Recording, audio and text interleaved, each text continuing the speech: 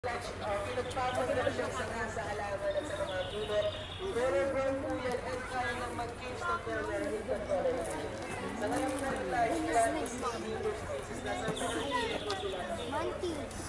Always think about it.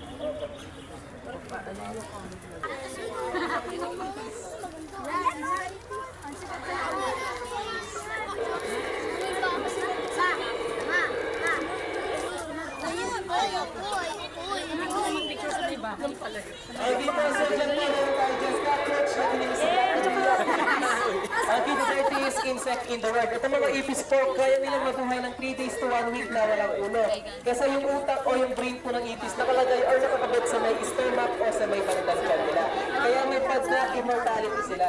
Okay, kung even po again about cockroach, yung mga ipis po na mas nauna pa po silang nag-exist o nabuhay sa mga dinosaur. Okay, 320 million years ago, may ipis na po nag-exist. Ito naman ang bahay ni Floribas. Okay, dito po sa sa Tagalog, ito ang tinatawag na butler. So, ito mga tipaklong po, o grasshopper, with currents po, nasa retas natin natin nocturnal, mas active po sila ang current gabi. Okay, first kiss lang tayo, nag-aalit po natin sila. Sabi ko. Okay po, class.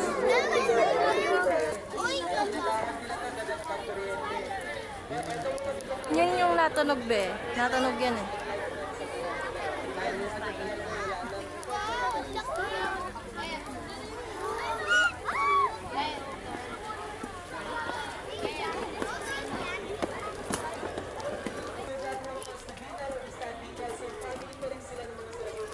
Pero dito sa Philippines, kapag sa lagubang meron ng sungay, no? So, tinatawag po natin silang uwang. Yes, uwang po. Uwang. Uwang. Ayaw ko dyan, ayaw ko dyan.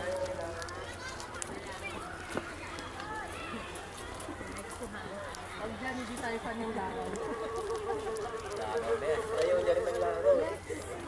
Okay po, so dito naman po, meron tayo ditong fly na tinino sa muksit, langaw o bangaw. Okay, so itong mga langaw po or fly, meron po Nag-tour ka para makinood nila. 30 days. Isang